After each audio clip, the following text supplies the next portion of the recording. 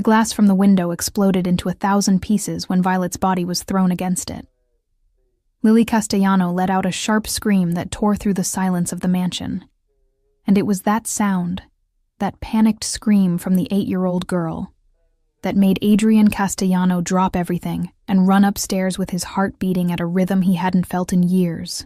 He had faced territory wars, had looked into the eyes of men before taking their lives, had built an empire of fear and respect on the streets of Boston, but nothing prepared him for the scene he found in the second-floor hallway. Violet was lying on the floor, glass around her, blood dripping from a cut on her forehead, and standing over her, with his fist still raised, was Richard Morrison, the stepfather who had turned her life into hell for 23 years. The man had invaded the property, had gotten past the guards by bribing one of them, and now he was there, drunk and furious, demanding more money, more payment for the merchandise he had sold. Because that's what Violet was to him. Merchandise. Hello, I'm Rachel Ashwood, and this is a fictional narration created for entertainment. If you're enjoying this story, please subscribe to the channel so this content can reach more people. Leave your like, share, and tell me in the comments where you're watching from. Now, let me tell you how it all started. How a broken girl from Boston found salvation in the hands of the most dangerous man in the city. 6 months earlier, Violet Morrison woke up every day at 5 in the morning in the small apartment in Southie, the poorest part of Boston, where the smell of garbage mixed with salty water from the harbor invaded through the broken windows that nobody ever fixed. She opened her eyes, and the first thing she saw was the moisture-stained ceiling, with holes where the paint peeled off in pieces as large as autumn leaves. Violet was 23 years old, but felt like she had lived 3 lifetimes. Her fair skin, blonde hair that contrasted violently with the dark hair of the rest of the Morrison family, and green eyes that seemed to accuse everyone around her of a sin she hadn't committed. She was living proof of the extramarital affair that Margaret Morrison had had 24 years ago, and for that, she paid every day with blood and tears. The apartment had 3 tiny bedrooms. Richard and Margaret occupied one, Brandon and Tyler shared another, and Violet slept in what should have been a pantry, a space so small that she couldn't stretch her arms completely without touching the walls on both sides. She dressed in the dark, always in the same worn-out clothes, jeans with patches on the knees and faded t-shirt. Her shoes had holes in the soles, and when it rained, she felt the cold water soaking her socks with every step. Violet worked as a waitress at Murphy's Bar, a dirty dive in the heart of Southie, where drunk men groped her, and she had to smile and endure it because she needed the miserable tips that barely paid for the food she brought home. Richard Morrison was a large man, with a beer drinker's belly and hands the size of shovels, hands he used frequently to remind Violet of her place in the family hierarchy. He was 48 years old, always greasy gray hair, and a permanent smell of cheap alcohol and cigarettes. Margaret was thin, with deep wrinkles around her mouth from pursing her lips in disapproval so much, and eyes that never looked at her with anything but pure hatred. The brothers, Brandon and Tyler, had learned early on that torturing Violet was not only allowed, but encouraged. That specific morning, 6 months ago, Violet was in the tiny kitchen making coffee, when Richard stumbled in, still drunk from the night before. He looked at her with those bloodshot eyes and spat on the floor. Useless bastard. Where's my money? Violet had worked a double shift the day before, 16 hours on her feet, and had earned $120 in tips. She had hidden $20 inside her shoe, a small secret reserve. She handed the $100 to Richard, who took the money and stuffed it in his pocket without thanking her. This isn't enough. You're hiding money from me. He advanced, and Violet instinctively backed away, but her back hit the old refrigerator. No, I swear, it's all I earned. His hand flew too fast for her to dodge, hitting the side of her face with enough force to make her head bang against the refrigerator. Stars exploded in her vision, and the metallic taste of blood filled her mouth. Liar. You've always been a liar, just like your mother. Margaret appeared in the kitchen doorway, but not to defend her daughter. She crossed her arms and watched with cold satisfaction, while Richard grabbed Violet by the hair and dragged her down the narrow hallway. "You're going to learn not to steal from me." He threw her on the living room floor, and the impact knocked the air from her lungs. Brandon and Tyler were on the couch watching television, and they didn't even turn around when the stepfather started kicking Violet's ribs. She didn't scream, had learned long ago that screaming only made it last longer, so she curled up in a fetal position and waited for it to pass. When Richard finally stopped, too tired to continue, he spat on her once more and went back to the bedroom. Margaret stepped over her daughter's body without looking down. Violet stayed there for several minutes, waiting for the sharp pain to turn into throbbing pain. When she finally managed to get up, she limped to the tiny bathroom and looked in the cracked mirror. A bruise was already forming on her cheek, and there was dried blood at the corner of her mouth. Her green eyes looked back at her with an expression she knew well: defeat, exhaustion, and something more dangerous that had started to grow in recent weeks: anger. But anger didn't pay bills, didn't put food on the table, didn't create miracles. So Violet cleaned the blood, hid the bruise with her long hair, and went to work at Murphy's bar like she always did.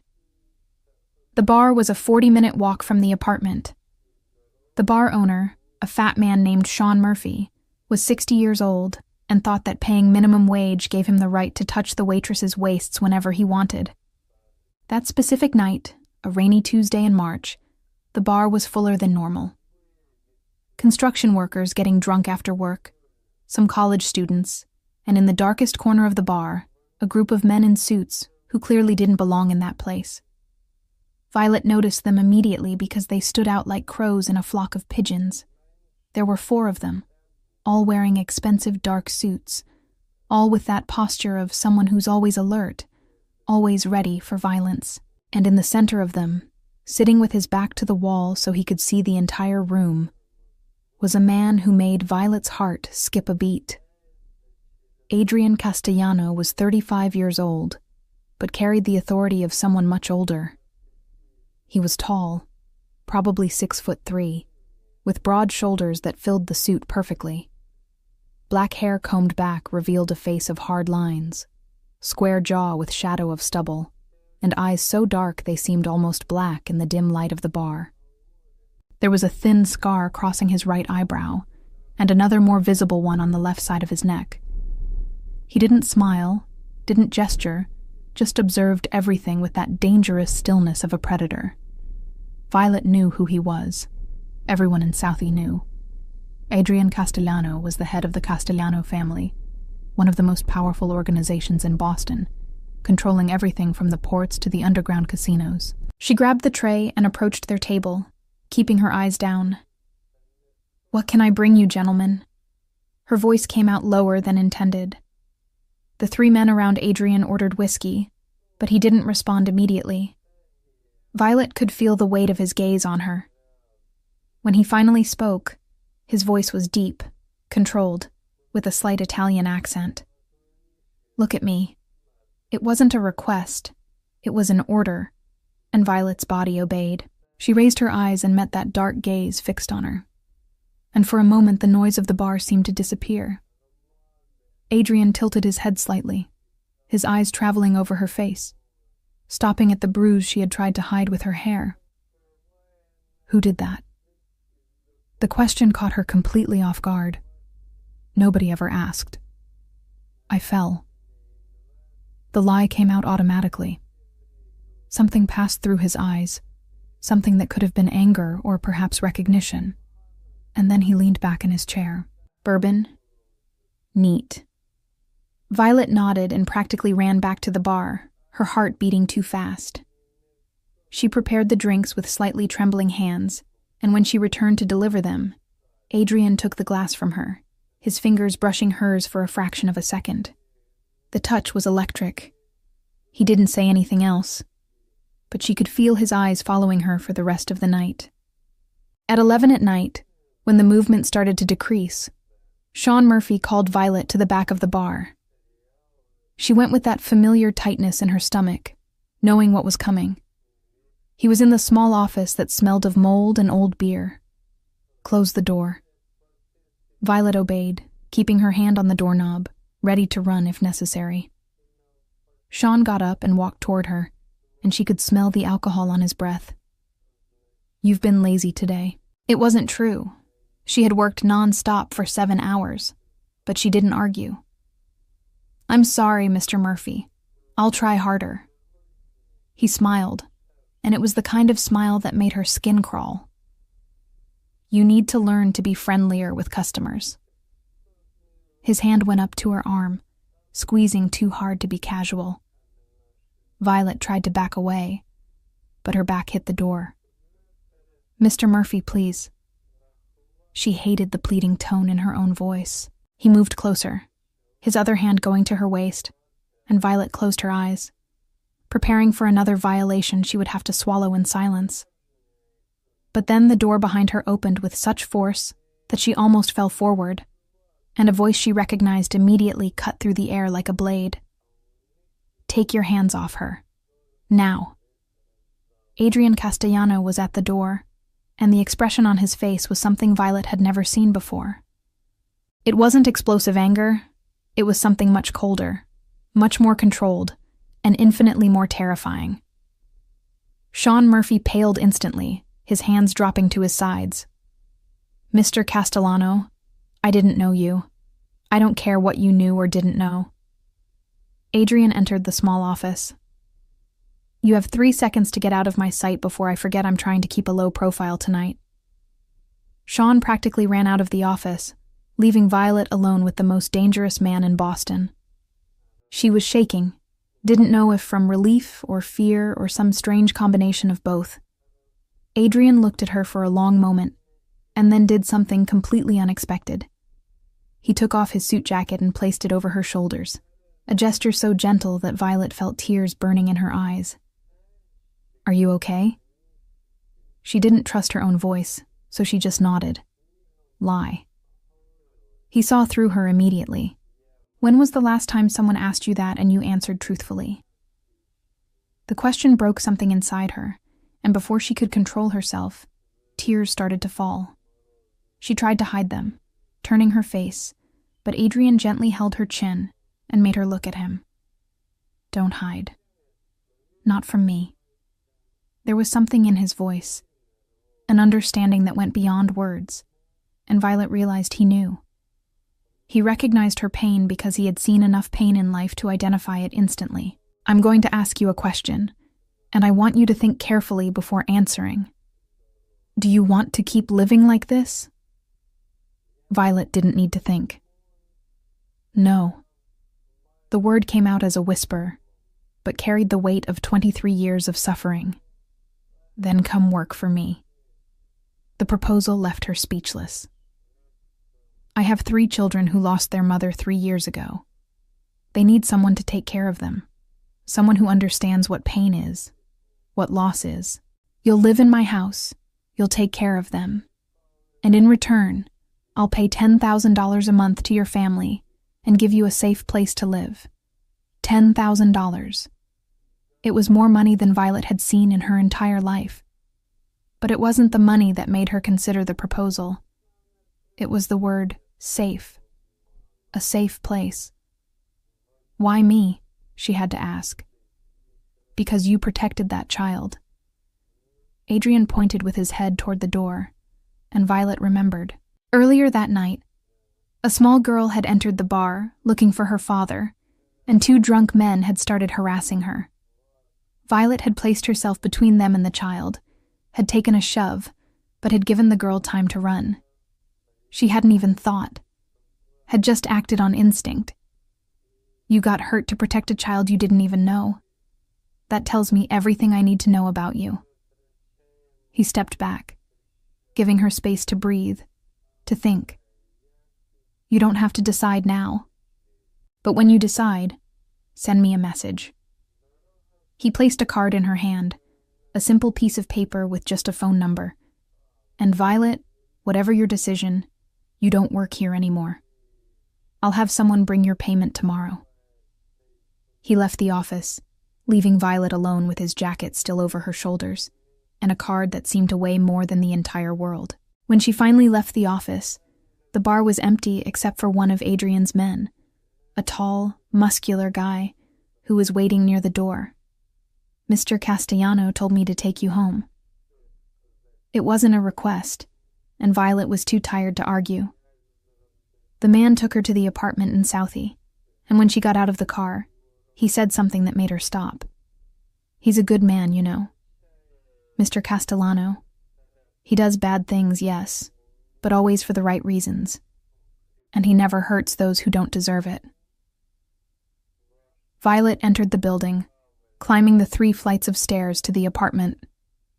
It was past midnight, and she expected everyone to be asleep. But when she opened the door, Richard was waiting in the living room. "Where have you been?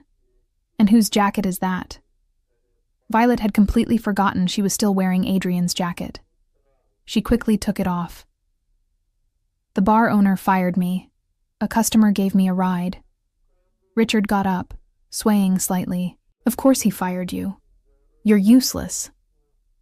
How am I going to pay the bills now? You'll have to get another job tomorrow." Violet thought about the card hidden in her pants pocket, thought about Adrian's proposal, thought about $10,000 a month and a safe place to live. And for the first time in her life, she thought about herself before thinking about the family that had never loved her. "I got another job. I'm going to work as a nanny for a rich family. They're going to pay $10,000 a month, but I have to live there." Richard stopped walking, his eyes widening. $10,000 per month? The greed on his face was so obvious that Violet felt nauseous. "When do you start?" "Tomorrow." "I'm leaving tomorrow morning." Violet went to her tiny room and closed the door. She took out the card and stared at the number for a long time, her heart beating fast. This was crazy. Working for a mob boss, living in his house, taking care of his children. But staying there was also crazy, was slow death. She grabbed her old cell phone, typed the number with trembling fingers, and sent a simple message. "I accept." The response came in less than a minute. "Tomorrow at 8 in the morning. Someone will pick you up. Bring what's important to you." Violet looked around the tiny room. There was nothing important there. Her entire life fit in a small backpack. She didn't sleep that night. At 7 in the morning, when the sun started to light up Boston's gray sky, Violet got up, grabbed her backpack, and left the room for the last time. Margaret was in the kitchen making coffee. "You're leaving?" "I am. I'm going to work as a nanny. I'm going to live at the family's house." Margaret studied her daughter's face for a moment, but all Margaret said was, "Don't forget to send the money every month." Violet nodded and left the apartment without looking back. She went down the stairs, left the building, and stood waiting on the sidewalk, her heart beating so hard she could hear it in her ears. Exactly at 8 in the morning, the same black car from yesterday stopped in front of her. The tall, muscular man got out and took her backpack. "Just this? Just this." He put the backpack in the trunk and opened the back door for her. "Welcome to the Castellano family, Miss Morrison."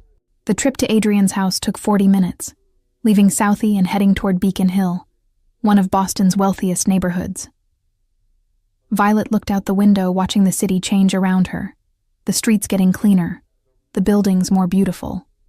When the car finally stopped, Violet looked up and her jaw dropped. The Castellano mansion was huge, 3 stories of red brick with tall windows and a dark wooden front door. There was a well-maintained garden in front with flowers, and a tall iron gate surrounding the entire property. The man opened the door for her. "My name is Vincent Cole. I'm Mr. Castellano's right-hand man. If you need anything, you can come to me." He took her backpack and guided her to the front door, which opened before they arrived. An elderly woman with gray hair pulled into a tight bun, and a white apron over her black dress was there, smiling warmly. "You must be Violet. I'm Elena Rossi, the house's housekeeper. Come in, dear." The interior of the mansion was even more impressive than the exterior. The entrance hall had marble floors, a wide staircase going up to the second floor, and a crystal chandelier hanging from the high ceiling. There were paintings on the walls, dark and polished wooden furniture, and a smell of cleaning and fresh flowers. Elena guided her through the house, showing the huge living room with leather sofas, the dining room with a table that easily accommodated 12 people, the modern kitchen with gleaming appliances.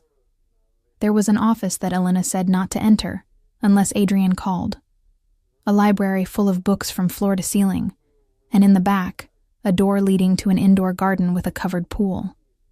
Your room is on the second floor, near the children's rooms. Elena went up the staircase, and Violet followed her. Elena opened a door in the middle of the hallway and entered, and Violet followed her, stopping at the entrance with wide eyes. The room was bigger than the entire living room of the apartment in Southie.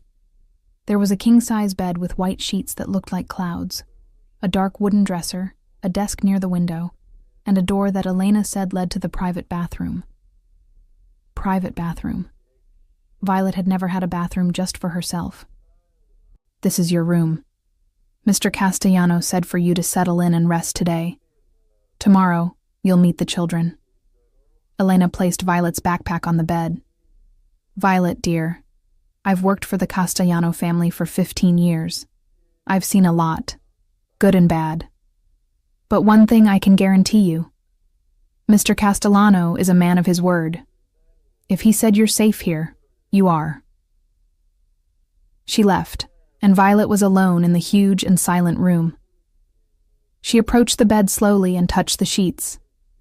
They were soft, softer than anything she had touched before. Violet sat on the edge of the bed, and then lay down completely, sinking into the mattress. And there, in that huge room in a mansion in Beacon Hill, Violet Morrison cried. She cried for all the years of pain, for all the beatings she had taken, for all the nights she had gone to sleep hungry. She cried for the relief of being away from that apartment, and cried for the fear of the unknown. But when the tears finally stopped, when she sat up and wiped her face, Violet felt something new. Determination. She was going to make this work. At 7 at night, Elena knocked on the door and said dinner was ready. Violet went downstairs nervous, and Elena guided her to the dining room where the huge table was set for 2 people. Adrian was already seated, still wearing a suit but without the jacket. He stood up when she entered. "Sit. You must be hungry." Violet sat at the other end of the table. Elena brought food, plates of pasta with homemade tomato sauce, salad, Italian bread still warm. Violet ate slowly, trying to have good manners, and noticed that Adrian watched her with that quiet intensity. "How was your first day?"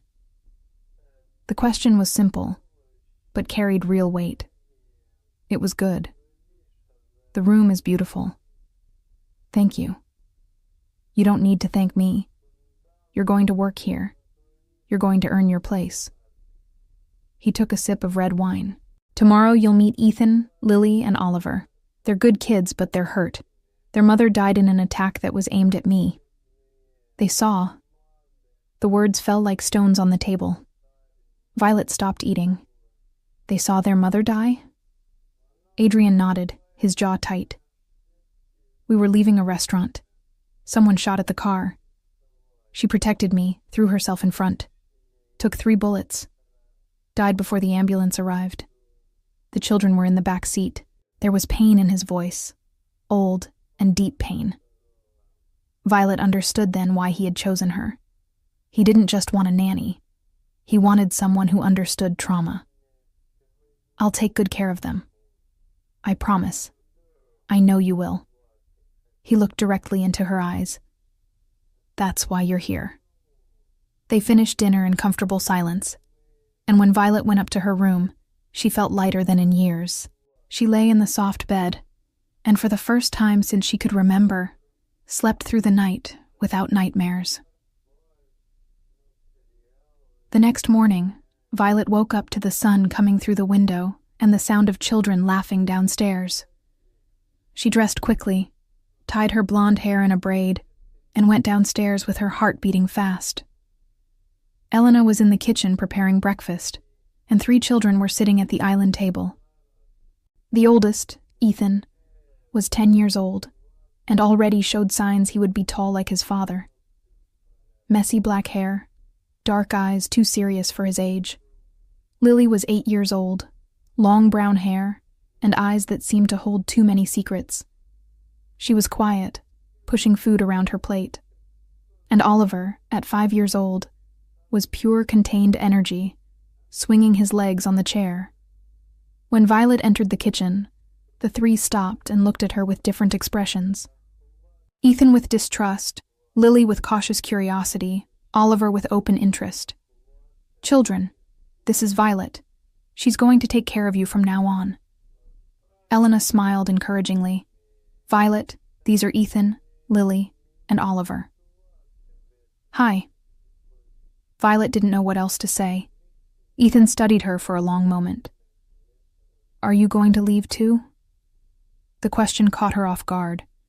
How many people had entered and left these children's lives in the last 3 years? "I'm not. I'm going to stay." "How do you know?" Ethan crossed his arms. "Because I have nowhere to go. And because I promise." Violet approached the table and sat in one of the chairs. "I know you don't know me. I know you've probably heard promises before. But I don't make promises I can't keep. I'll be here every day. I'll take care of you. And if you give me a chance, maybe we can be friends." Oliver was the first to break. "Do you know how to make pancakes?" Violet smiled. "I don't, but I can learn." "I can teach you!" Oliver jumped off the chair and ran to her, taking her hand with absolute confidence. Come, I'll show you." Elena laughed and started separating ingredients, and Violet found herself being dragged by a 5-year-old boy to the counter, where he explained with exaggerated seriousness how to make the best pancake in the world. Ethan continued watching from afar, but Violet noticed that the rigidity in his shoulders had decreased a little. And Lily gave a small smile when Oliver spilled flour everywhere and Violet laughed instead of getting angry. The following weeks established a routine. Violet woke up at 6, prepared breakfast with Elena, woke the children at 7. Ethan went to private school. Lily had classes at home with a tutor, and Oliver went to kindergarten 3 times a week. Violet spent the days taking care of the house, playing with Oliver, helping Lily with lessons, and waiting for Ethan to come back from school. She discovered that Ethan loved basketball, but was afraid to join the team because he didn't want to leave his siblings alone. She discovered that Lily drew beautifully, but hid the drawings. She discovered that Oliver had nightmares about his mother, but pretended everything was fine. And gradually, Violet built bridges between herself and those 3 wounded children. Adrian arrived home every night at 8, always in a suit. He had dinner with the children, asked about their day, and Violet noticed how he tried, how he really made an effort to be present. One night, 2 weeks after Violet had arrived, Oliver had a particularly bad nightmare. She heard the screams from her room and ran down the hallway, entering the boys' room without knocking. Oliver was sitting in bed, crying and screaming for Mommy. And Violet didn't think, just acted. She picked him up, rocked him against her chest, and started singing softly. Oliver clung to her as if he were drowning, and Violet continued singing until he fell asleep in her arms. She was about to put him back in bed when she realized she wasn't alone in the room. Adrian was at the door, still wearing a suit but with his tie loose. He watched her with an expression Violet couldn't decipher. "Sorry, I heard him screaming and don't apologize." Adrian entered the room and gently stroked Oliver's hair, a gesture so tender it made Violet's heart squeeze. "I can't do this." The confession came out low. "When they have nightmares, I freeze. I don't know what to say, what to do. I just see her dying again." Violet looked at him and saw not the feared mob boss, but a broken father. "You don't need to say anything. You just need to be here." She carefully put Oliver back in bed and turned to leave, but Adrian stopped her with a hand on her arm. "Thank you for taking care of them. for being what I can't be. You're their father. You're exactly what they need. You just need to believe that. The days turned into weeks. The weeks turned into months. Violet adapted to life in the Castellano mansion in a way she never imagined possible. She woke up every day without fear of being attacked, ate 3 full meals, slept in a soft bed, and most importantly, she mattered. The children needed her, depended on her, loved her. Ethan started to open up, talking about school, about friends. Lily showed her drawings to Violet, and together they created an art album. Oliver called her Vi and followed her around the house like a puppy.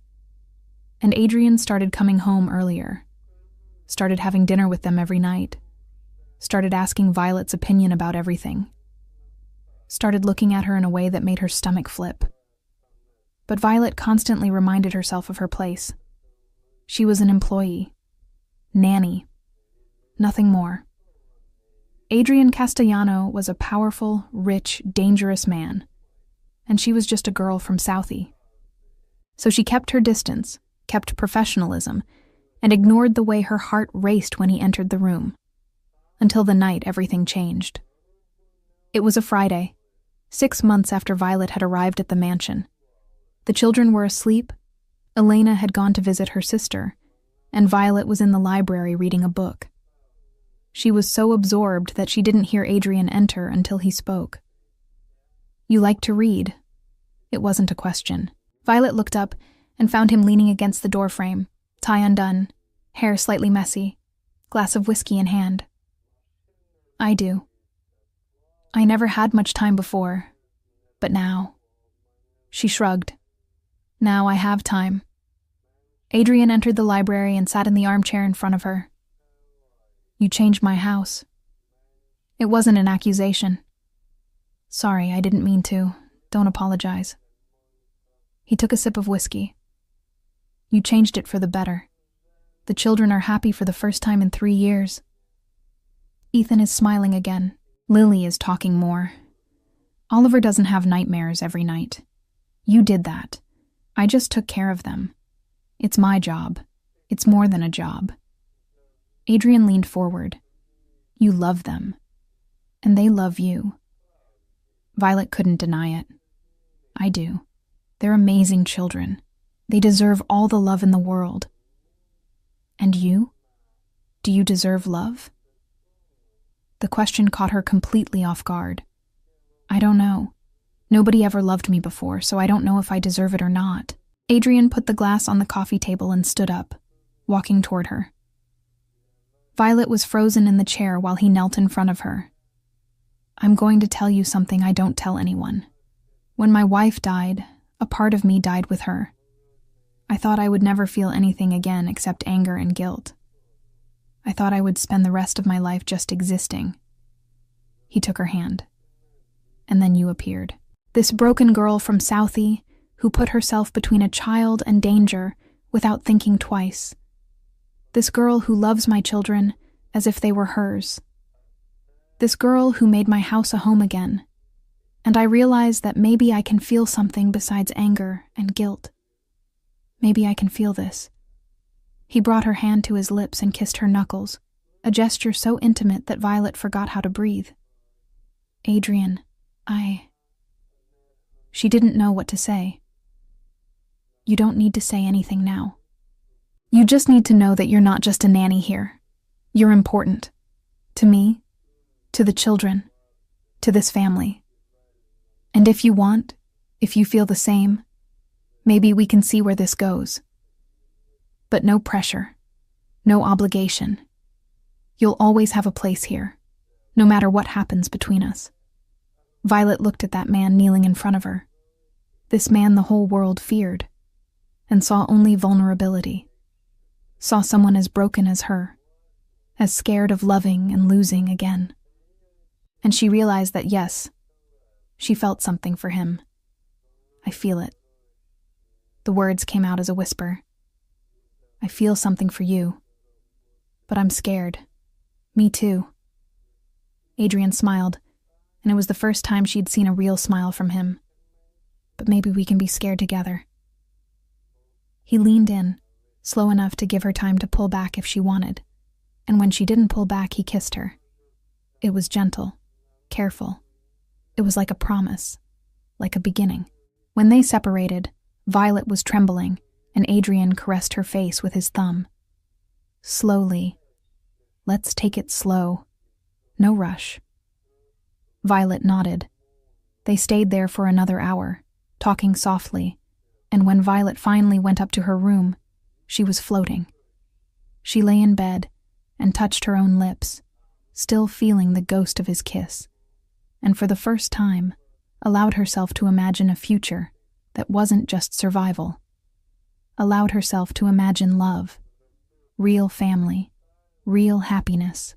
3 days later, on a rainy Monday, Violet was in the kitchen preparing lunch when her cell phone rang.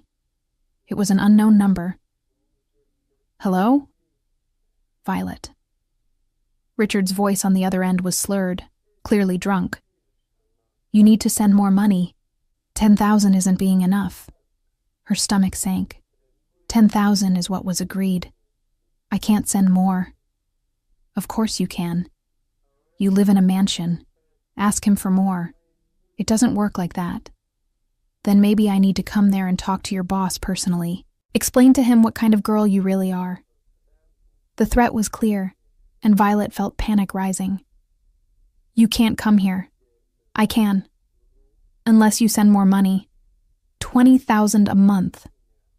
Violet hung up with trembling hands. She knew Richard wasn't bluffing.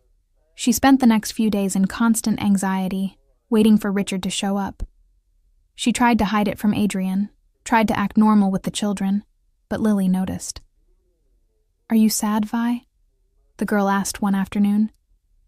"No, honey, just a little tired." But Lily wasn't foolish. "You can tell me. I know how to keep secrets," Violet almost told her. Almost unburdened everything to an 8-year-old child. But then she controlled herself, forced a smile, and changed the subject. 3 days later, on Friday, the nightmare became reality. Violet was in the garden with Oliver when she heard shouting from the front of the house. She told Oliver to stay there and ran. And there he was. Richard Morrison, drunk and furious, shouting at Vincent Cole. "I want to see my daughter. I have a right." Violet froze at the door. Richard saw her and smiled, that cruel smile she knew so well. "There you are, living the good life while your family starves." Vincent looked at Violet, waiting for instructions.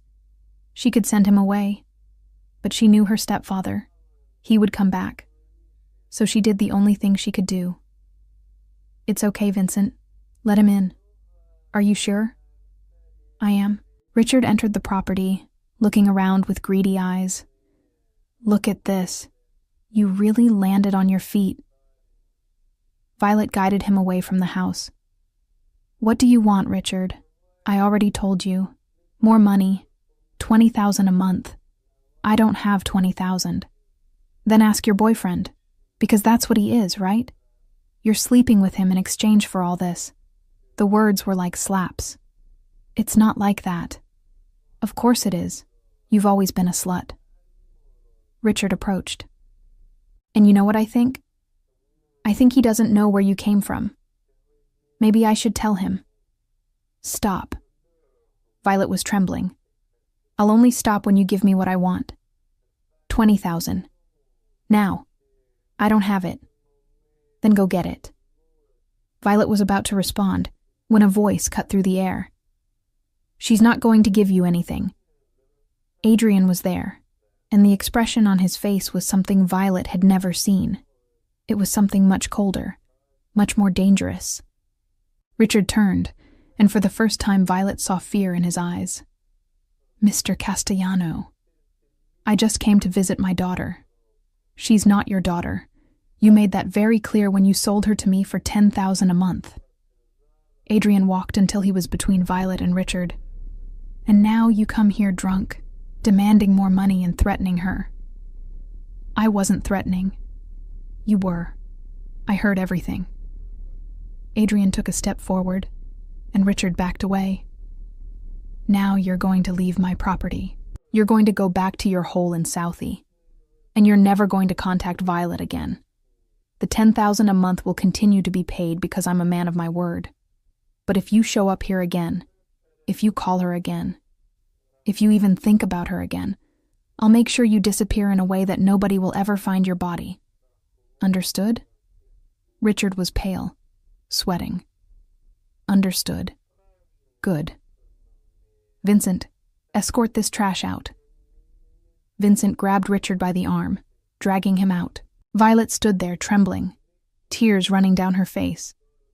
Adrian turned to her, and the anger on his face disappeared, replaced by concern. Are you okay? Did he try to hurt you? No. He just... Violet couldn't finish the sentence. Everything collapsed at once, and she started crying for real. Adrian pulled her into a hug. It's okay. You're safe. He'll never hurt you again. I promise. When she finally pulled away, she saw the 3 children on the porch, watching with wide eyes. Ethan had his arms around Lily and Oliver. Violet felt crushing guilt. She had brought trouble to this house. Sorry. She looked at Adrian. I should have told you he was asking for more money.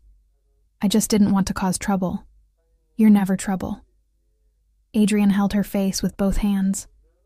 You're part of this family, and family protects family. Understood? Violet nodded, and Adrian kissed her forehead before going to the children. Daddy, who was that man? Oliver asked. Someone who won't bother us anymore. Adrian knelt in front of them. You don't need to be afraid. I'll always protect you. And Vi, too. That night, after the children went to sleep, Adrian called Violet to the office. She went expecting to be fired. But when she entered, Adrian just pointed to the chair. Sit. We need to talk. I'm sorry about today. I should have. Stop. Adrian raised his hand. You have nothing to apologize for. That man abused you your whole life. It's natural that you're afraid of him. But I need you to understand something. He leaned forward. You're not alone anymore. You have me. You have the children. Nobody is going to hurt you again. Ever. Violet felt tears burning. Why do you care so much? You're not just anything. Adrian stood up and walked to her. You're the woman I'm falling in love with. And I protect what's mine. The words took the air from her lungs. You're falling in love with me? I am. He caressed her face. I know it's early. I know you're probably not ready to hear this. But I'm not going to lie. You changed everything. Changed my house, my children, changed me. And I don't want you to be just a nanny here. I want you to be more. If you want. Violet looked at that man and saw only honesty. Saw someone who had been broken by loss and was trying to rebuild. I want. The words came out as a whisper. I want to be more than be. Adrian kissed her, and this time it wasn't gentle and careful. It was intense, desperate, full of promises. And Violet kissed back. When they separated, both were breathless. Slowly, Adrian reminded. Let's take it slow. Violet nodded, but both knew it was too late for slow. The following weeks were the happiest of Violet's life. She and Adrian no longer hid the relationship, and the children were excited. Ethan said he thought Vi would be a good mother. Lily drew a family, with Adrian and Violet in the center. Oliver simply asked if this meant Vi was going to stay forever, and when Violet said yes, he jumped for joy. Violet allowed herself to believe she had finally found her place in the world. Finally had a family that loved her, a man who protected her, children who needed her. Finally had a home. But as always happens when you finally find happiness, the universe decides to test whether you really deserve to keep it. And the test came in the form of a beautiful and dangerous woman named Vanessa Sterling. If you're enjoying this story and want to read more content like this, Don't forget to check out our ebook collection, Dangerous Obsession, with complete adult romance and suspense stories. The link is pinned in the comments and in the QR code on the screen. Now, let's continue with Violet and Adrian's story, because things are about to get much more complicated. Vanessa Sterling was 32 years old and was everything Violet wasn't. Tall, body sculpted by personal trainer, straight black hair, and blue eyes cold as ice. She wore Armani suits, drove a red Porsche, and had a law degree from Harvard. She was the Castellano organization's lawyer for 5 years, and most importantly, she had been Adrian's mistress for 2 years before his wife died. Violet didn't know this when Vanessa showed up at the mansion on a Tuesday afternoon. She was in the garden with the children when she heard the sound of high heels. She turned and saw the most beautiful woman she had ever seen walking toward them, as if she owned the place. "Adrian, darling, we need to talk." Vanessa stopped when she saw Violet, her eyes traveling over her in an evaluation that left Violet feeling small. "And you are?" "Violet. I take care of the children." "Ah, the nanny." Vanessa smiled, but it didn't reach her eyes. "I heard about you." The children clearly didn't like Vanessa. Lily hid behind Violet. Oliver frowned, and Ethan crossed his arms. "Adrian's not here," Ethan said coldly. Violet didn't want to let that woman into the house, but had no authority to stop her. She guided Vanessa to the living room and went back to the garden. But she could feel Vanessa's eyes following her. When Adrian arrived home an hour later, Vanessa was waiting.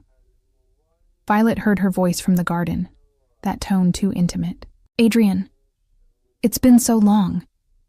You don't come to the office anymore. I was starting to think you were avoiding me." "I'm busy, Vanessa." "What do you want?" "I want to know if the rumors are true. If you're really getting involved with the nanny." Violet froze. "This is none of your business." "It is. I'm the organization's lawyer. Anything that could make you vulnerable is my business. And a girl from Southie with no education, no family. That makes you very vulnerable, Adrian." "Vanessa, you're going to leave my house now, or I'll have Vincent escort you out." There was silence, and then Vanessa laughed.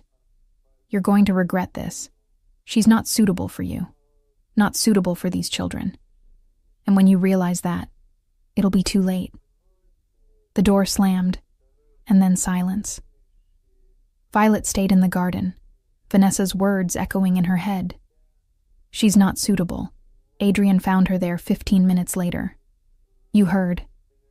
"It wasn't a question." "I did." Violet didn't look at him. "She's wrong." Adrian knelt beside her. "You're more than suitable. You're perfect." "I'm not." Violet finally looked at him, tears burning.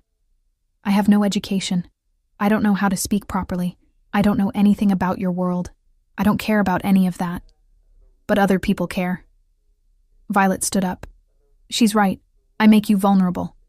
People are going to look at me and see weakness. Stop." Adrian stood up too.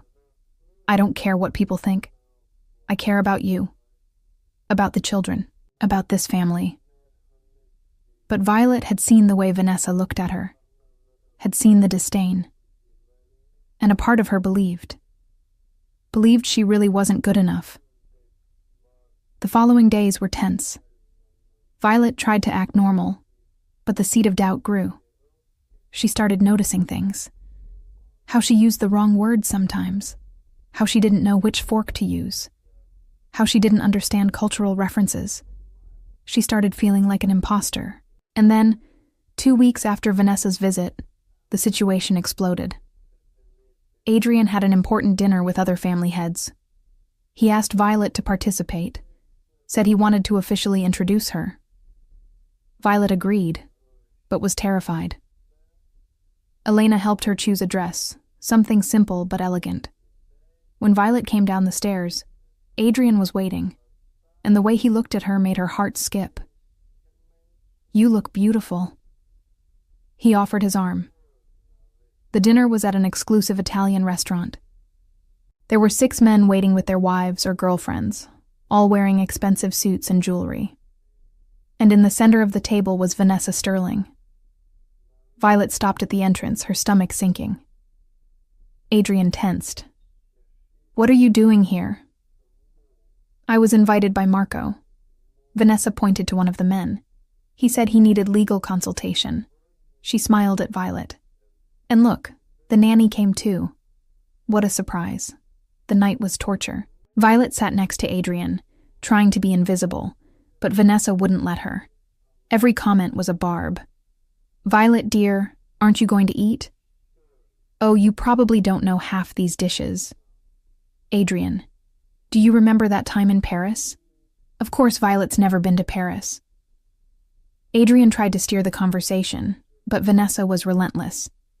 The other women looked at Violet with pity and disdain. Violet endured as much as she could, but when Vanessa started telling a story about her and Adrian in Milan, something that clearly had happened when they were lovers, Violet couldn't anymore. "Excuse me." She stood up. "I need to go to the bathroom."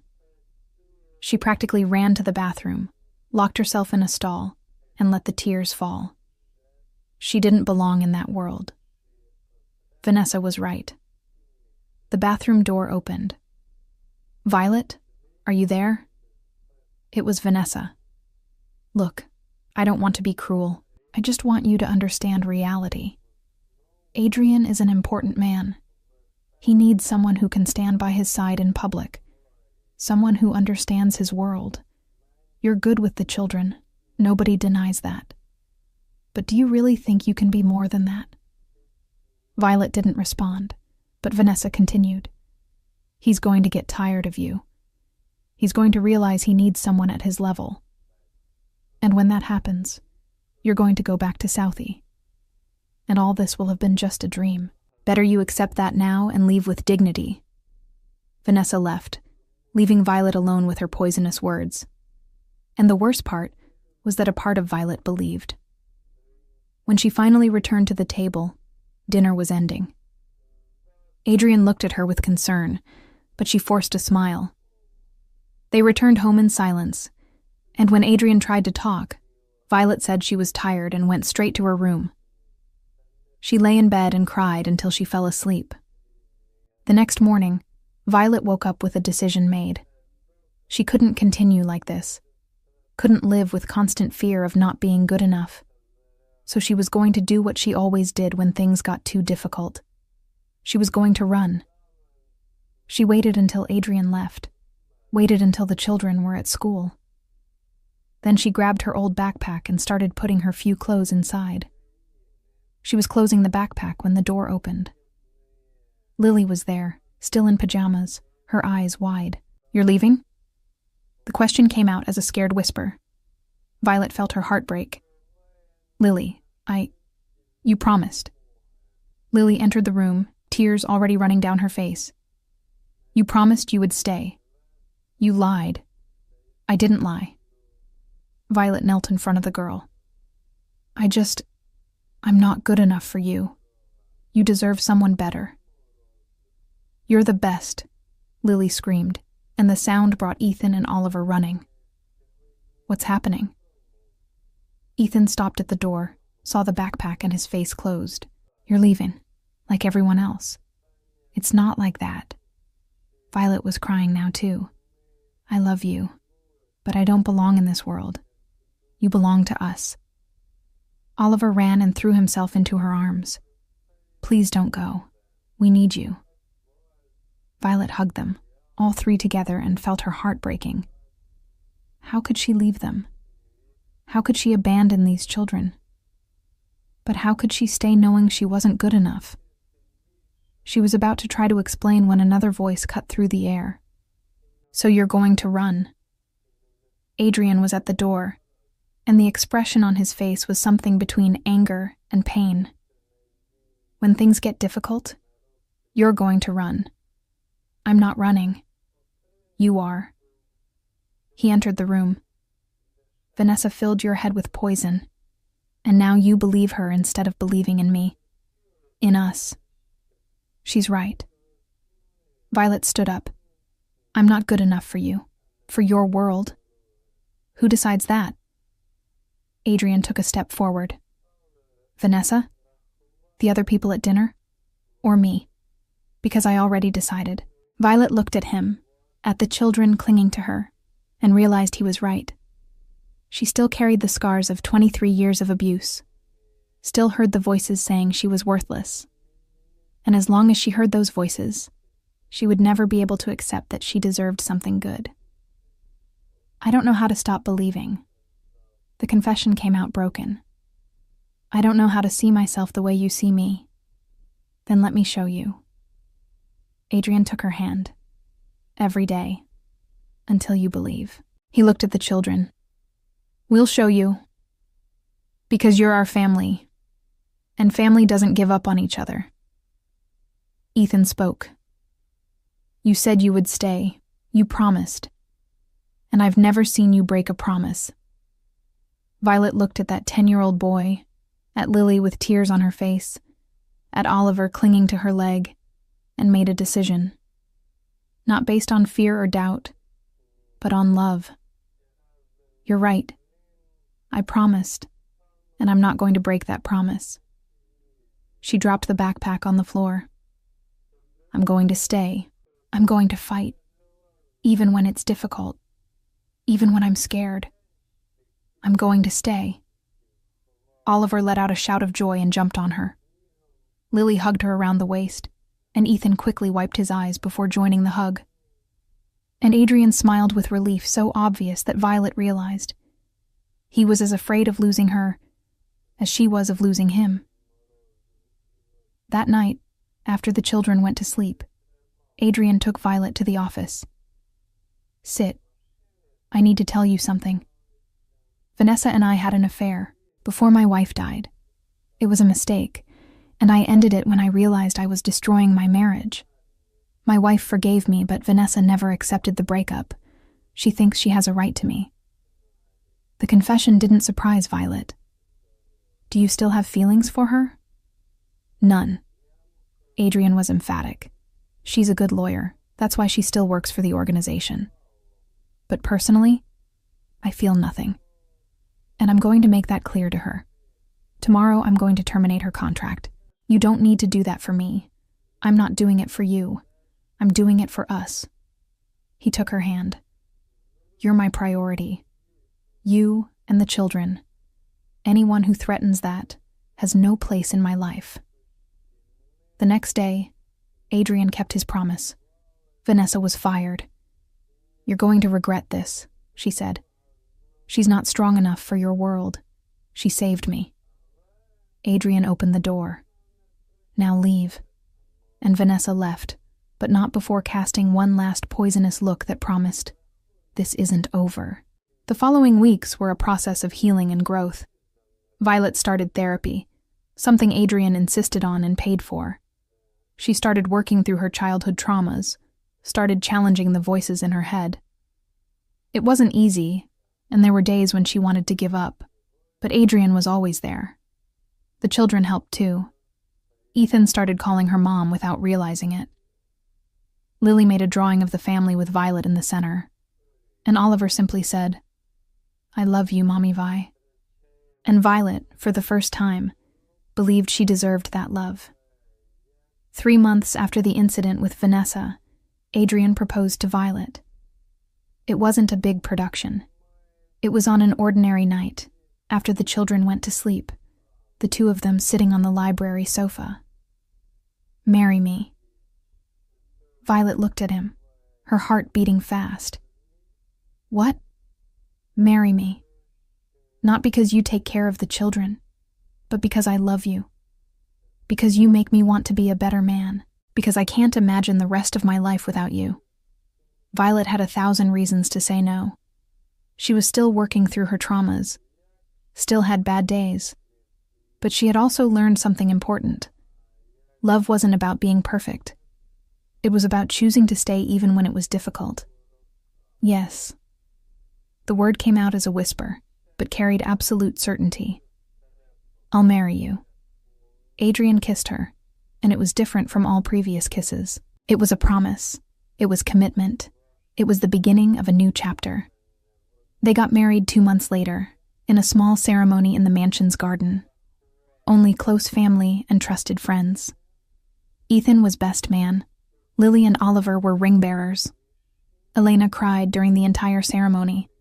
Vincent made an emotional speech about how Violet had transformed Adrian. And when Adrian and Violet exchanged vows, promising to love each other in good days and bad, Violet finally believed she deserved this. Deserved love, deserved family, deserved happiness. But as always happens in stories of people connected to the world of crime, happiness never lasts without being tested. And the final test came 6 months after the wedding, on a night that started like any other and ended with blood on the mansion's marble floor. It was a Friday. Adrian had an important meeting with a rival family. Violet was at home with the children, preparing dinner, when she heard the sound of breaking glass. She told the children to stay in the kitchen and went to investigate. The front door had been broken down, and 3 armed men were entering the house. Violet didn't think, just acted. She ran back to the kitchen, grabbed the children, and pushed them into the security basement. Stay here. Don't come out no matter what happens. But Ethan tried to protest. Take care of your siblings. Violet kissed his forehead. I'll be back. I promise. She locked the basement door and turned just as the men entered the kitchen. And that's when Adrian arrived, having been alerted by the guards. That's when he placed himself between Violet and the guns. That's when the leader of the invaders said those words. So it's true, Castellano. You finally found a weakness, and we're going to use that to destroy you. Adrian didn't move, keeping Violet protected behind him. You made a mistake coming here, entering my house, threatening my family. Your family? The man laughed. She's just a girl from Southie. Do you really think she's worth dying for? She's worth everything. Adrian spoke with absolute conviction. And you're going to find that out now. What happened next was fast. Vincent and other men invaded the house, having followed the invaders. There was a brief fight, shots, screams. Violet crouched down, covering her head, her heart beating so hard she thought it would explode. And then silence. When she looked up, the 3 invaders were on the floor, disarmed. Adrian was standing, a bloodstain on his shirt, but apparently unharmed. Vincent, take this trash. Vincent dragged the men out. Adrian turned to Violet, and the mask of control fell. Are you okay? He pulled her into a desperate hug. Are you hurt? I'm okay. Violet was trembling. The children, they're in the basement. Safe. Adrian released her and ran to the basement, opening the door. 3 terrified children came running out and threw themselves at him, all crying. It's okay. He hugged all 3. You're safe. Nobody is going to hurt you. Daddy, Vi saved us. Oliver sobbed. She hid us. She protected us. Adrian looked at Violet over the children's heads, and what she saw in his eyes was love so deep it took the air from her lungs. She'll always protect you, because she's your mother, and she's stronger than any of us. That night, after the children finally fell asleep, Adrian and Violet stayed awake in bed, just holding each other. I almost lost you today, Adrian whispered. But you didn't. Violet turned to look at him. And you won't. I'm not going anywhere. I promise to stay. In good days and bad. And I always keep my promises. Adrian kissed her, and it was a kiss of gratitude, of relief, of love so deep that words couldn't express. And Violet kissed back, putting into that kiss everything she had become. No longer the broken girl from Southie who believed she didn't deserve love, but a strong woman who had found family, who had found purpose, who had found herself. The following months were of reconstruction. The mansion was repaired, security was increased, and Adrian took measures to ensure nothing like that happened again. But more importantly, the family became closer. Violet officially adopted the 3 children. 1 year after the wedding, Violet discovered she was pregnant. She told Adrian on a Sunday morning. He was shocked for a moment, and then a huge smile spread across his face. "We're going to have a baby?"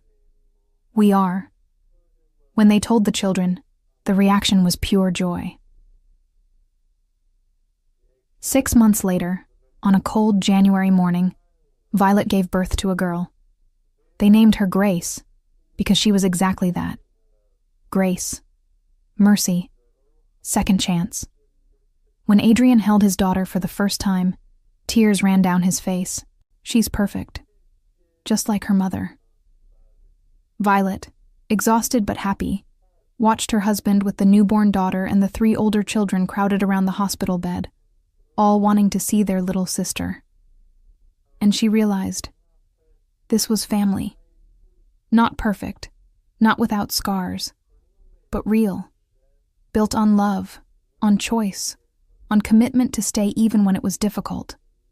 Years later, when Grace was 5 years old and the older children were teenagers, Violet was in the mansion's garden watching everyone play. Ethan, now 17, was teaching Grace to play basketball. Lily, at 15, was drawing the scene. Oliver, at 12, was clowning around. And Adrian was beside Violet, his arm around her waist. "Have you ever thought about how we got here?" he asked. "Every day." Violet leaned into him.